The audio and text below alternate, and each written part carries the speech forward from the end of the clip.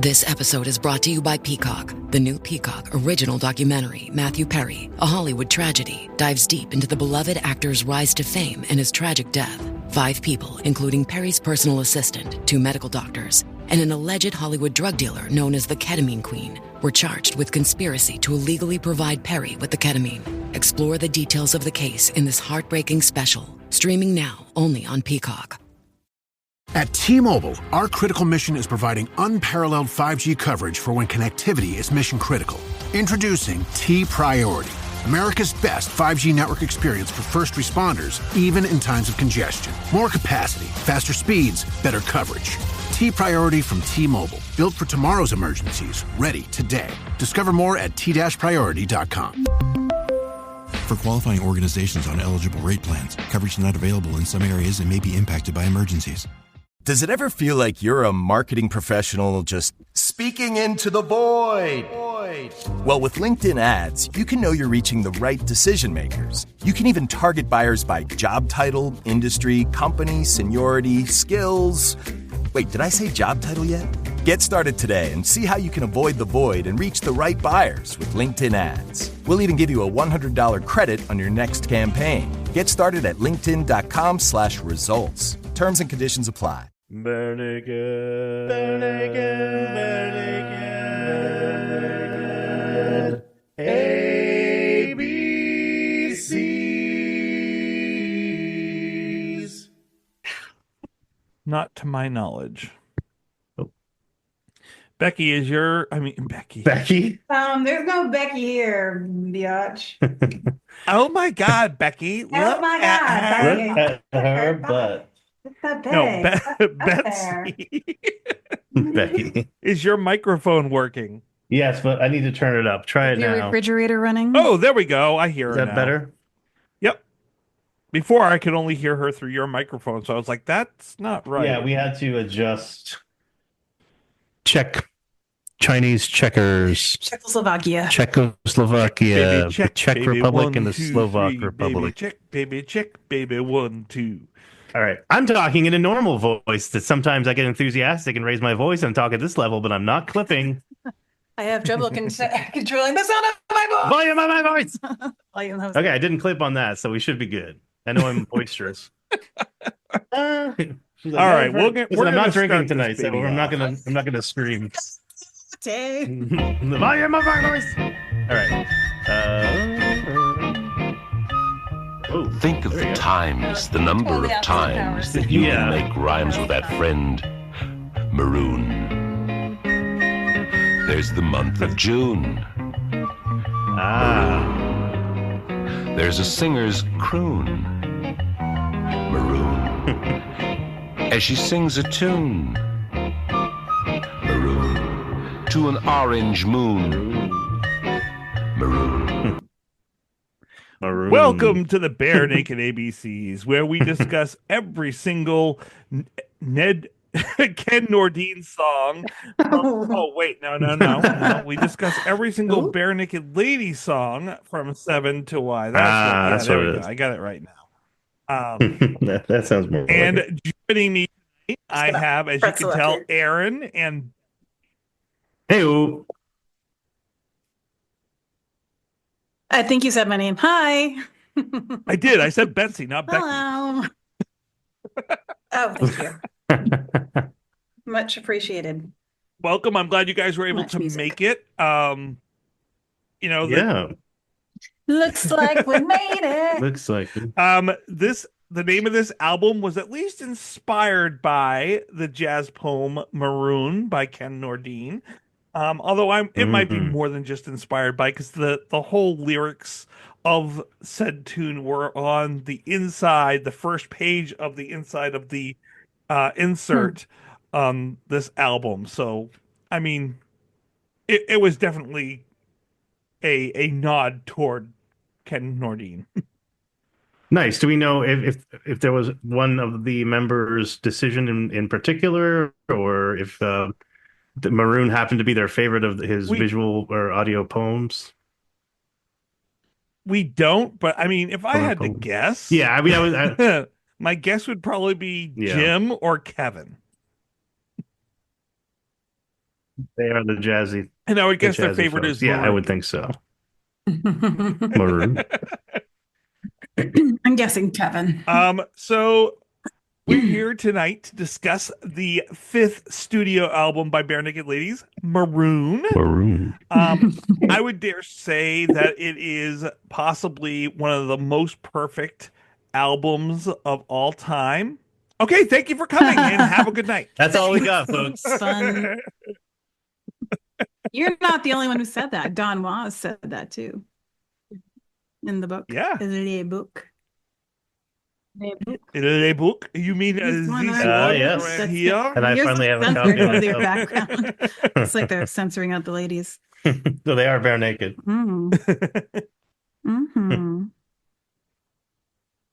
So this album debuted at #1 in Canada. It was their second one to reach #1 after Gordon. So it's the first one since Gordon that has hit that number. And #5 in the US on the Billboard Top 200. Its first week, it sold 17,800 copies in Canada and just under 128,000 in the US. What? It has sold at least 1 million copies in the US alone. Now, if I remember correctly, isn't a gold record is 100,000 copies and a platinum is 1 million? So this is a platinum record. I believe you are correct. Damn. Yeah. There's like I'm sure there's obviously a number associated, but I didn't realize it was that many. Wow. Look, I put on my pants one leg at a time, just like the rest of you. Just once my pants are on, I make gold records. Bruce. Bruce in this case, Bruce Dickinson. Bruce Dickinson. Christopher Walken, we know you listen. Please come on the show. Not about that skit. We won't ask. I'll ask him about Severance. Ask him everything. I'll be talking about Severance all night with Chris Walken. The singles on this album were Pinch Me, Too Little Too Late, and Falling for the First Time. I think that is really interesting because there were only 2 songs on this whole entire album that were sung by Ed. Or only by Ed, by him himself alone soloing. Leading.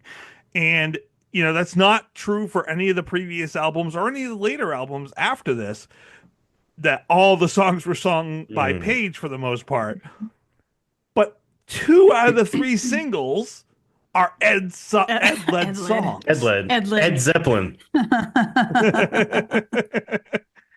So it's weird that they decided to have Ed's voice be the leads off this, even though he's not the one that is the majority on this album. It makes you wonder how they even like pick a single, like if they think it's going to be like a good music video or what, because there's other songs on here that are stronger than those songs. Well, I know in some cases, like the labels would pick the singles, but I feel like at this point in their career, they probably have enough pull to be like making decisions like that. So I am curious as to who made those decisions and how they arrived at them.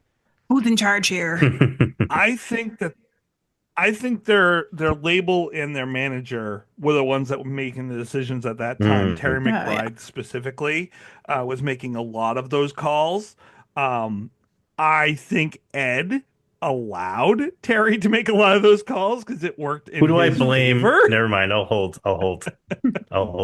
I have a thought. If you look at all the singles that are kind of released that made it big, if you look at all the songs that were put on movies that were released, or TV shows that were the if the TV shows that had theme songs, every single one of them is an Ed-led song. That's really strange because Steve got such a great voice and conspiracy. You had a thought, Aaron. Well, I'm gonna wait because there's a time and a place for that particular argument, and I want to have it at the appropriate time. Okay, sounds good. There are only 2 songs on this album that aren't Paige Robertson's I'm gonna songs. guess. Wait. One of them is Hidden Sun. Mm-hmm. Yes. And I'm not sure about the other one.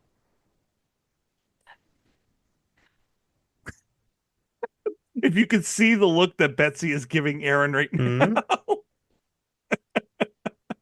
Oh. Well, in that case, Conventioneers? No, but I could see why you might say that. What is it? It's a Paige Duffy song. Helicopters? No. Although once again, I could see why you would say that. No, it's okay. And that is a song that I actually feel like I was not as kind to as I should have been when first I heard it. And I have thoughts on this as well towards the end of the show. Well, and it blends. So I mean, the way that we did this show with all of them taken out of order and listened to in singly and alphabetically, it was done so that each song could be taken on its own merits, but certain songs benefit from that and certain songs take a hit from that. I would say Baby C is one that does best when surrounded by the other songs and you lead into it and it gives you that feel. You got humor of the situation, which puts you in this really sarcastic, funny mood, and then you go into Baby Seat and you're like, yeah, I mean, I didn't even think about that. I was thinking about it more from during the Bees, I was still not that well steeped in the oeuvre, the library of all their songs. So, I guess I was probably grading on a curve and leaving some room because I was like, man, I got to leave some room for improvement, But if I had my druthers, if I went back, I would probably rate it a little higher. Which, as you know, Paige Duffy was my favorite songwriting duo, so of the band. Okay, well, Betsy, hey, putting you on the spot. Would you change anything about the order of the songs or the inclusion of any other songs? Oh, sorry, I didn't mean to. I have a couple more notes go right ahead. real quick. Fearless Leader. I do want to point out that there were 5 other songs that were written for or recorded for this album, but not included. Yeah. So, recorded for this album, but not included, were which is a crime Powder against Blue. Humanity that it wasn't included. Yes.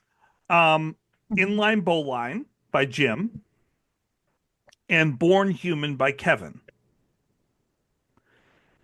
Written but not recorded was Half a Heart by Ed Robertson, which was included 2 albums later. And That's All by Paige, which he recorded on his solo album several years ago. I missed that one. Huh. Interesting. Because there's an alternate version of Green Christmas and Falling for the First Time. That is one of the interesting things is that when they decided to release the 20th anniversary, they did put Powder Blue and Inline Bowline on there. I believe they left off Born Human. It was on Spotify on the 20th anniversary. It's included. Oh, you know what? No, it was on there. But they included, as you had mentioned, a demo version of Falling for Green the First Christmas Time. Alternate version. Yeah. And an alternate version of Green Christmas. Like, I think they're like, here's some stuff, but I would rather they have been like, hey, we went and recorded the song we never recorded. Right. Well, they did later on release Half a Heart that was recorded differently. They put that on the Stop Us If You've Ever Heard This One Before. And like I said, That's All. They did really, Steven did record that on his own and release that on Vanity Project. Wait until we get to Stephen Page. Yeah, it's just... you be well chuffed. Chuffed indeed. Chuffed. And then of course there is the there's the eighth bare naked lady at this point. Counting extras. The person that is, I think, almost his own flavor and just as important to this album as anyone else, which is Don Was. Not Tiny. Not Tiny. He's important on stage. Although he does get credit on this album. So, but Don Was is the one that really added a lot of flavor to this album that was not there. And if you hear some of the demos of what these songs were, and we did that in each of the episodes, the songs sounded significantly different when they were brought in to what Don and the band did as a group together. Now people might be like, oh yeah, Don Was, it was not was, that funny song from these. No. So I want to take this time because we really haven't and go over who Don Was is. I'm glad we got our No, he was out touring just like 4 years ago. He's still with us. He's yes. still. I'm glad we got our tenses back here. I was getting very tense for a minute. I just ended up hitting you instead of high-fiving. So Don was born Don Edward Fagenson. He was. And he has done a ton of things.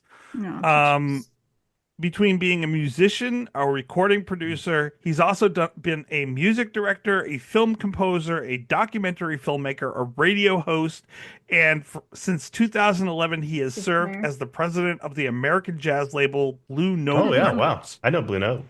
Well. So he has been very, very illustrious. So did he help mix these songs? He was the producer of this whole Jim album. Scott was the mixer. Okay. Engineer. Nice. Yes. Nice. Yeah. And so like Jim Scott would do the mixing and then he'd pull Don Was in and Don would be like, well, you got to do this and you got to do this, got to do this, got to change that. Let's do this type of, let's change the song to this type of song completely altogether. Don Was has 6 Grammy Awards, including Album of the Year for 1989's Bonnie Raitt's Nick of Time. He has Producer of the Year for 1994. He produced and directed the documentary about Brian Wilson's life. I just wasn't made for these times. He was a film. We'll skip that part because I'm going to come back to some other really amazing things that he did that's bigger than that. Here are the names of the bands that he has worked for or worked with in producing albums. He has produced albums for the Rolling Stones, every single album since 1994. Bob Dylan, Carly Simon, Willie Nelson, Roy Orbison, Glenn Frey, John Mayer, Ringo Starr, Bob Seger, Martina McBride, Chris Christopherson. Nice. Whistler. Which that's important because later on I'm going to come back. I'll say it now. He comes back and he also works with Waylon Jennings and the Highwaymen. Nice. Okay. Which has all of those guys. That makes sense. But it adds Johnny Cash to the list. Wow.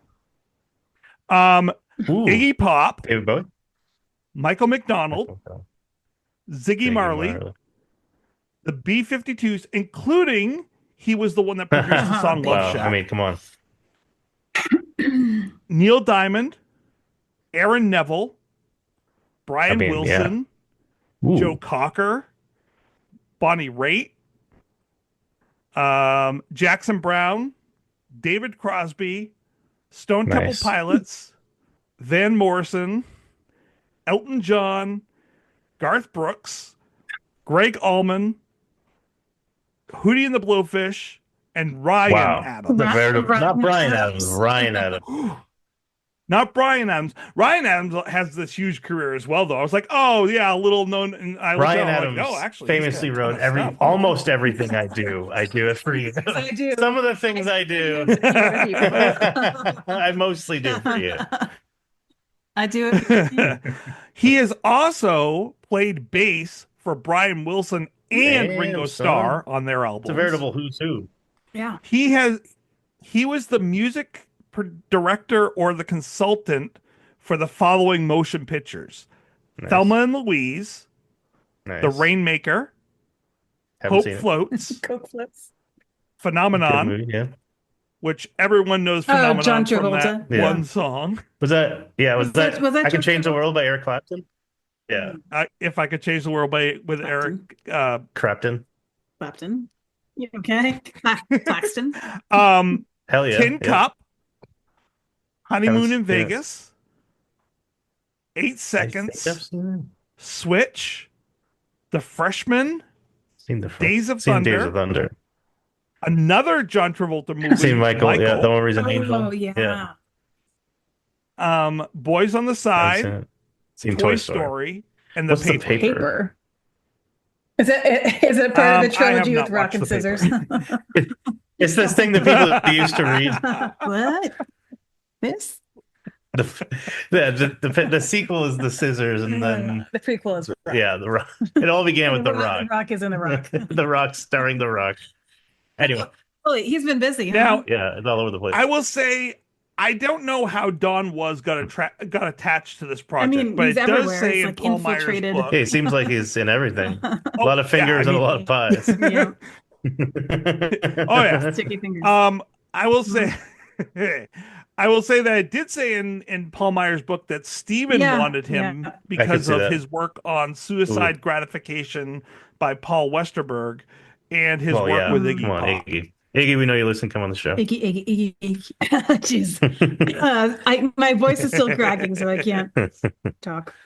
Iggy. Can't you see? Okay, yeah. Now it's in my head.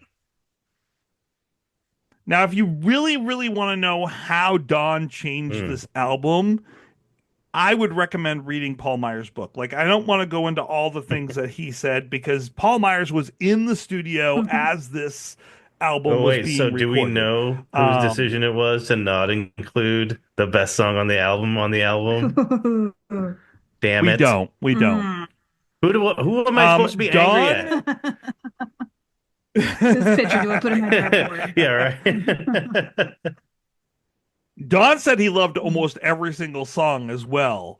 So, and it's funny because at one point he said, every song on this album is okay, and Steve was like, "Oh, you hate my stuff? That's it. I'm out of okay."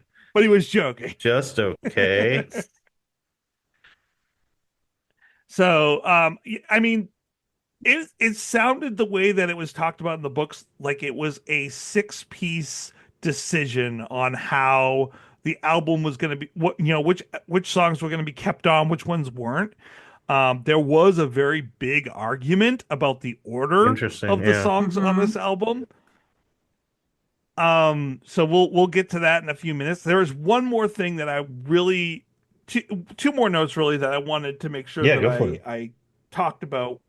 One of which was that we mentioned on the episode Tonight is the Night I Fell Asleep at the Wheel, which is that this is the album that Brian Wilson came into the studio and heard their Tonight is the Night I Fell Asleep at the Wheel, and he interacted with the band, told them not to eat too much on his way out the door.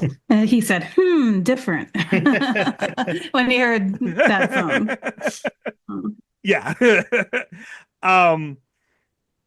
The other thing I want to point out, though, is this album was recorded in the same studio, not just the same offices, but the same exact studio as the Beach Boys recorded Pet Sounds, which I think is just a really cool thing. Like the amount of albums that probably came out of that one studio. Yeah, it's comparable to like Abbey Road or something. It's like. Yeah. So exactly. was there a sandbox in the studio? That would be really cool. For when you're just trying to sort things out. They shipped it in just for Brian. A little creative milling around in the I hope Brian Wilson didn't have cats. I was just thinking that. Yeah. Different. So that's the majority of factual notes that I have about this album. I do once again recommend people go out and read about Don Was. I mean, he's an amazing musician is more than just his 4 albums with Was Not Was. And as with most singles that hit it and then no one knows the band other than that, that one song does not really portray what they are capable of. So I will say that very recently I got to see Men at Work live, and they were amazing. Laszlo Bain opened for them, and I only knew Laszlo Bain from Superman from the beginning of Scrubs, which I love that song. But they played a bunch of really good stuff, and I still like that song. But like, I was like, wow, they have some pretty like interesting and varied stuff. So. Laszlo Bain, we know you listen. I guess is what I'm trying to say. You're our Superman. But yeah, I really enjoyed them. So yeah, you wanted to hand it over to Betsy and talk to her a little bit about order and chaos and all that. And chaos, disorder. Nature will find a way. Love will find a way. I didn't have a whole lot of tinkering around to do with the order, just because I think Steven must have had a big hand in this and kind of made it into a story. It does feel like a story to me. Yes, I agree. The only thing I think you could swap around is Falling for the First Time as the opening song. I could hear that. But Too Little Too Late is a good kind of grab your attention song too. I think because the song is in the order it's in, it makes sense, but also because Stunt, it felt like a lot of the songs were either cranked to 11 or way down low, and there's a lot more nuance and gray area to these songs in terms of just how it feels musically. So I think when you have more of those mid-range songs in that gray area, you can be a lot more flexible and kind of put songs next to other songs that are gonna agree with each other. So in that place, in that circumstance, you only have to really identify what you're going to open with and what you're going to close with, I guess. And at least that's how I felt about it. And being I'm not a person who's never recorded an album, but it just seemed to flow well to me. And except for why the hell wasn't Powder Blue on there? Yes, thank you. And yeah, especially since there's room. It's only I know, it's only 12 songs. You could have included it. And I do like the extra lyrics for Falling for the First Time demo, but I like the sound of Falling for the First Time on the actual album. So, have you heard all the extra lyrics? It's so funny. But I remember us reading them through when we talked through the episode, but I don't remember. Do you want me to remind you? I tried. I tried to love that. As much as I could hear in the somewhat loud cafe that I was in.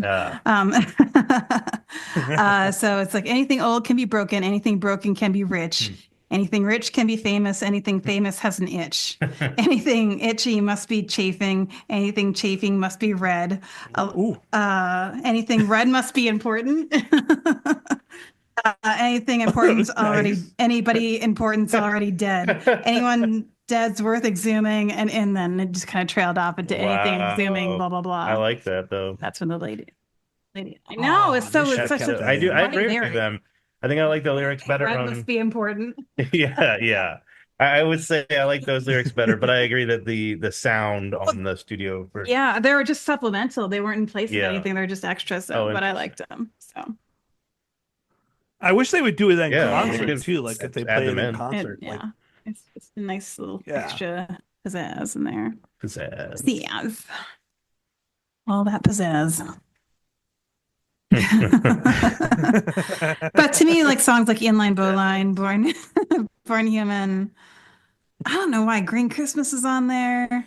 Yeah, it seems like a weird mismatch. It's harder to get that flow, trying to find a space for kind of wonkier songs like Inline Bowline and Born Human. I'd like them both, but they're more. Maybe they should have gone on Stunts because they're more a little more polarizing versus these that are a little more well balanced, I guess. Well, and that version of Green Christmas is on the motion soundtrack. That, there's the two different versions. There's the one that's on the Christmas album, and then there's the one that's on the motion picture album. The one that they added later to this album is the motion picture one. I would have liked to been the fly on the wall in the studio of how they're breaking things down. So it did say, let's see. Yeah, so the book says that Stephen clearly seemed to favor a lyrical flow for his choices. For instance, makes sense. Does that subject matter in one song set up to the subject matter in the next? You go from conventioneers to sell, which is brilliant. Yeah, and he said Stephen toyed with the idea of making Maroon into a loosely defined concept album where each song tells part of another larger story. So which one do you think won out? Do you think Ed won with the sound flow, or do you think that Steven won with the No, Steven said flow? both, I thought. From what I saw in here, like Ed really I wanted see. it Ed's to sequences are flow based more on musical and musically. dynamic flows, such as if a song had loud. Oh, right. I thought it was more Seemed more thematic. seemed more like a storyline to me. I think Steven won that argument. Yeah. That's what I thought as well. Although it's interesting because Aaron, did you have any changes that you would have made with this album? Why mess with perfection? But yeah, I would obviously include Powder Blue. I would put it at the last song other than Hidden Sun. Keep that as a hidden song. I will say this. I would not include Inline Bowline. I think you should put that on Snack Time, and it would be the second best song on that album after Pollywog in a Bog. Okay. Wait. What do we think? It's a little suicide-y. Yeah, I guess, but it teaches you how to make a knot. It's like Boy Scouts. Okay. It's really suicide-y. We're gonna find out someday. Okay, I think I like this song more now. But yeah, I don't think you were there for that episode. I think I might not have been. But oh yeah, it's all about suicide. It's about creating a knot. I like the song more now. No, but I mean, okay, look, it sounds kind of They Might Be Giantsy. It teaches you how to make a knot. I'm just saying it could go on, make it a subversive kids song, I mean, like emo kids. Look, there are many things one can do with an inline bow line. Okay, we don't have to limit ourselves. We can use it the power of our imagination. But anyways, I think just the song kind of sounds like it belongs on that album. Yeah, I'm just saying. Born Human. I actually think this track kind of fits the weird feel of this album. I don't know. Also on the kids album. No, well, maybe. Mommy, where do I come from? Yeah, you were Born Human. We picked. No, it's what did Calvin's parents tell him? We bought you on special at Sears, I believe. Mommy, what happens if you were born out in the middle of the woods? Hold on, let me play you something. You found the Roman Empire. Yeah, I would actually probably include Born Human, but I don't know where I would put it. Somewhere in the middle, maybe. But so that's I would add Powder Blue, obviously, and I would add Born Human in, but I don't know where. So I don't know what that does to my rating of the album, but I'm pretty sure it still would be my favorite album because Powder Blue, I know I gave it a 5 too, because this is my second favorite BNL song. Alcohol? After Call and Answer. Alcohol's top 5 I for could sure. Tell you what that would do. I didn't know that was your favorite. Call and Answer? My absolute favorite. I knew it was like up there, but yeah. It's been a journey because I've had a few like Brian Wilson, The Flag. There's a lot of really good ones, but Call and Answer I think has just taken on so much more meaning for me over the years, and like, buddy, I resonate a lot with that song. Yeah, I hear you. Yeah, hear that. All right, so you're saying. Oh, do what now? That feels good. Buy me some flowers first. Hold on, let me get warmed up. You're saying take out, keep Born Human on. Oh, ouch. Take out Half a Heart. I'm just trying to figure out like where if I changed his album, like what would happen to the rating. You said take off Inline Bowline. Burp on your shoulder. Powder Blue. I'm sure it would still be my favorite. And then what would that do to your score?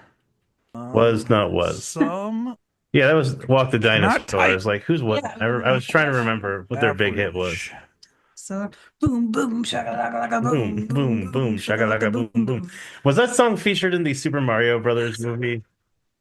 Yes. Because yeah, I thought so because they had I mean, dinosaurs that's in. not really fair to lump that in there, No, but look, I yes. have a soft spot for that. I have come 360, legitimate. Because when I was a kid and saw it in the theater, I was like, wow, this is exciting. It's got Eddie Valiant from Who Framed Roger Rabbit.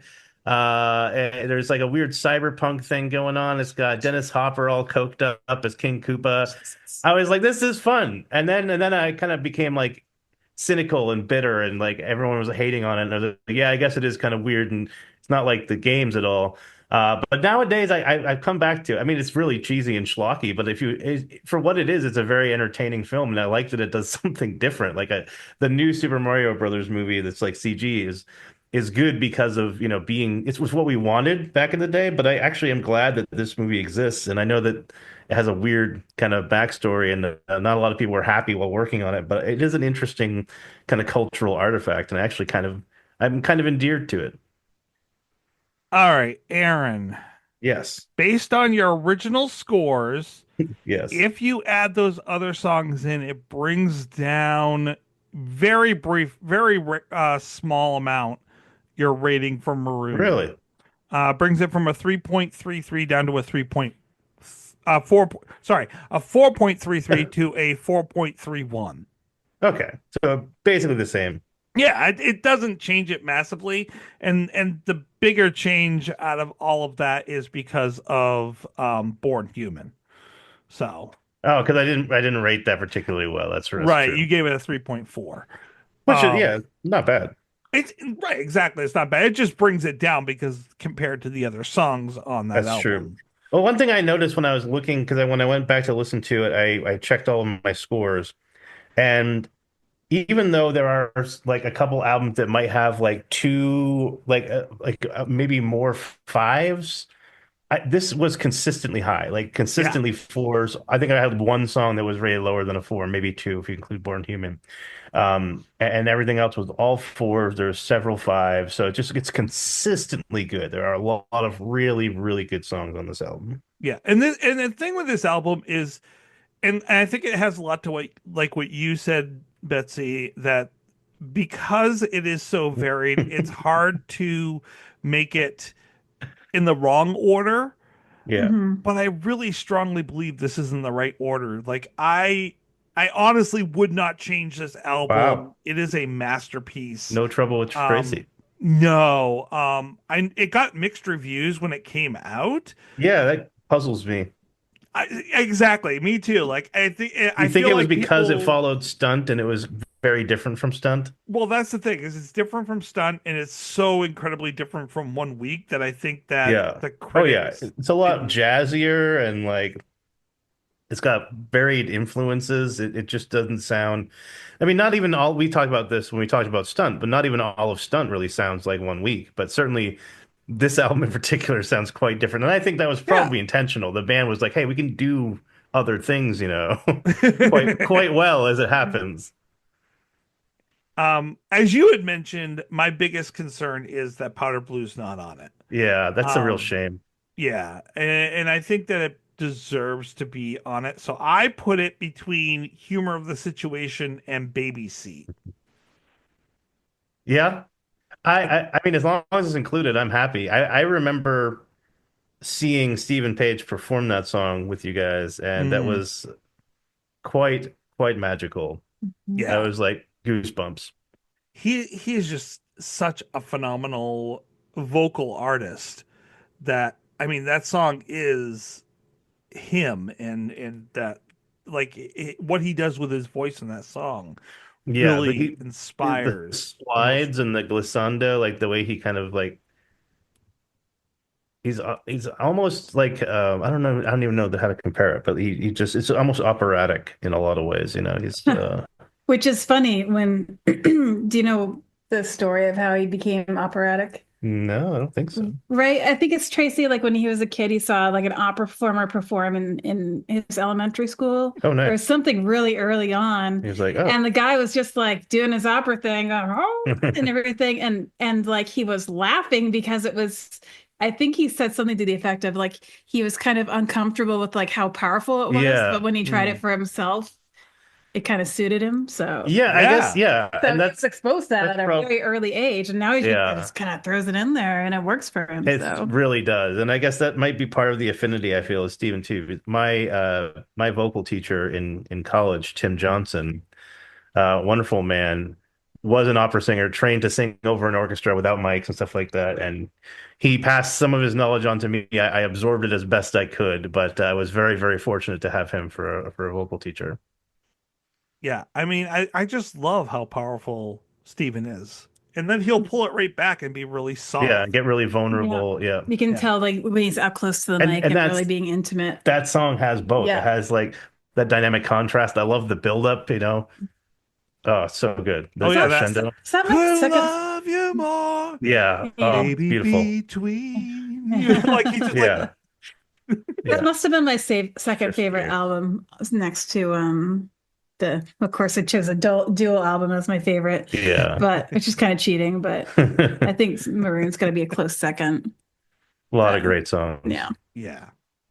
I didn't include Born Human, and my Yeah. reason I for it get it. is I like the thin buckle version so much more. And if he hadn't had it rejected off this album, he wouldn't have reworked it and done That's it for possible. thin buckle. Um, so I'm like, no, he needs to get rejected here, so he Hmm. remakes it. I didn't include Half a Heart because the changes that they used for later were very necessary. I don't feel it works as well. And Inline Bowline I feel is definitely a B side. So I kept that one off. The only thing that I was like, well, I really forced myself to have to rearrange things. So I was like, oh, okay, well, what would I rearrange if I was gonna force myself to rearrange? I would have put Go Home. I would have kind of gone with Steven's idea of theme. And in the middle of the album, I would have started off with Too Little Too Late and Never Do Anything. That's a really good, strong start. But in the middle, I would have put Go Home, which is an abusive relationship from the perspective of a man, of a friend of a man giving that man advice. And then Off the Hook, which is the abusive relationship from the friend of the woman's perspective. And then Humor of the Situation, where the abusive man gets his comeuppance, and then Conventioneers, where the man doesn't learn his lesson and falls in love at work. That would have been my order for those four songs. Right. I don't know if he fell in love. Might have been in lust. Yeah, fell in lust for sure. Yeah, fell in lust is better because then he like, I wish I'd never seen you.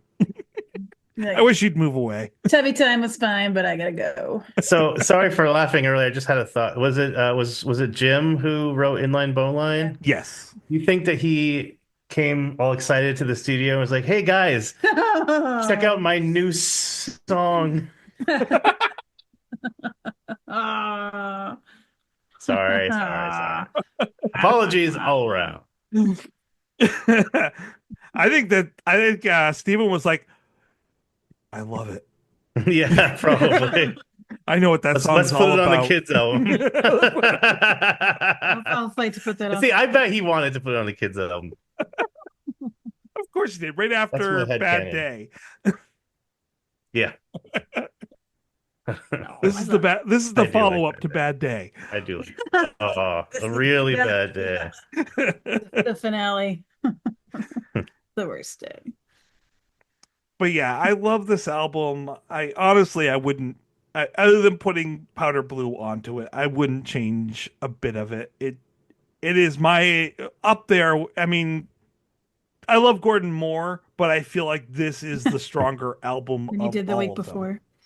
Yeah, I really do feel like this was Bare Naked Ladies at the height of their power because I think you really start to kind of see some of the frayed edges of the butting heads and the different like artistic directions that Ed and Steven wanted to go into, but it was still early on, so that it kind of worked out in a way where they had this magical alchemy of them kind of bouncing off each other and having slightly different ideas, pulling in different directions. But it contributed to the really wide kind of like all the various like different tones and styles and everything, and just created this really beautiful album that really is all over the map in the best way possible. And I think what you just said is so interesting because if I'm correct, I think I am. This is the first album, and there's a couple, like the next one is also one of the same, where they did that whole Beatles thing of we're gonna Page do Robertson, the yeah. Ed Robertson, the Robertson Page Robertson Yeah. thing, Yeah. where all the song there's no gonna be any differentiation. Like if it's written by one or the other, it's both. And I think I wonder how much of that was Steve too, where he's like, yeah, I'm not getting any writing credit on these hits that keep coming out. Yeah. Yeah. I mean, yeah, I've said this before, but I definitely see Steve as like the Lennon to Ed McCartney, you know. He's the darker, more cynical one, you know, he's got the darker sense of humor. And the one, you know, I love Sir Paul, don't get me wrong, but I'm a Lennon guy, so it makes sense that I'm a Steven guy. Yeah. But yeah, so when you said that about this album, like Yeah, their I feel styles were definitely continuing to drift apart, but they were writing things and saying that they were a pair. Well, I believe that at this point they probably still did contribute to each other's works, and I don't think it was completely one or the other. There were probably songs that were like 95 one or the other, but the other one had some insight into, I believe. I mean, I'm just kind of saying that, but I feel that's how I feel. I feel like later on, like towards Blame and Blammin' or whatever, they started to get a lot more like, this is a Steve song, this is an Ed song. That just seems to be kind of how it sounds to me. But after Steve left, I think Ed got darker. Yeah, you know what? It's almost like least- he was at haunted by the spirit of Steven a little bit. The next album and Yeah. second album after he left, it's quite dark. Mm-hmm. And on his more recent albums, he's been darker too. So, And those maybe, are the songs I maybe like he's by him. touched into Yeah, it. same. Yeah. Maybe he's kind of tapping into that. Yeah, no, I definitely think so. And then I think, you know, we've also identified a lot of relationship songs past breakup that seem to be able to be interpreted as, you know, more of a singer-songwriter relationship than a romantic one potentially. So yeah. Yeah. And it has fueled some good music, so there's that. But you know, I mean, one of my I still favorite- want Steve to come back for a Victory Lap album. Oh, Please. or even a Victory Lap tour.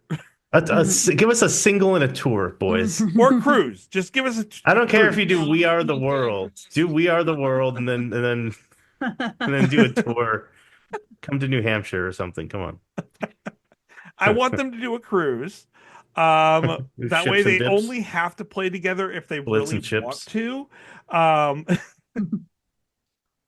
And then they could just have like enjoy their own space on the boat otherwise. You know what? Okay, you know what we do? I got it. This is how we get them to come back together. We offer them a boatload of money, obviously. And then we put one of those music festivals. Yeah, thank you. You know those music festivals with the multiple stages? Yep. We move the stages close enough together so that we can hear them both at the same time. They've got their click tracks in their ears, and Steven and a couple of his like Trans Canada Highwaymen can be on one stage, and BNL can be on the other, and they can play the same song, and it syncs up, and we can hear them all at the same time. It's a I very thought you were going to COVID say we concept. slowly move the stages closer. Well, that too. Like, don't tell them that. Take away Tracy, don't give away the game. Yeah. We're going to be like, they're like, hey, whoa, what's going on? Like, I'm sorry, you're sharing a stage now, boys. Happening. This is happening. You make it one big long stage, and then you slowly collapse the walls as they're singing. Yeah. They're like, hey, Yeah. it's like an Indiana Jones death trap or something. You know, it's like, am I getting bigger or the stage getting smaller? Short round. They're piping in some Where's my whip? hot liquid magma. Yeah, liquid hot magma. Yeah, we just need So they have to stay get there. Mike Myers involved as Dr. Evil to make this happen. Mike, we know you listen. Come on the show. Why did it have to be snakes? He's a proud Canadian. Mike Myers might listen. Works with frickin' laser beams. Oh my God. Final episode. Tracy, make it happen. Mike Myers. Yeah. Please. Paul. Or Paul. I'm Dan working Aykroyd. on Ryan Reynolds. Are you kidding me? Ryan Reynolds, yeah, Really? come on the show.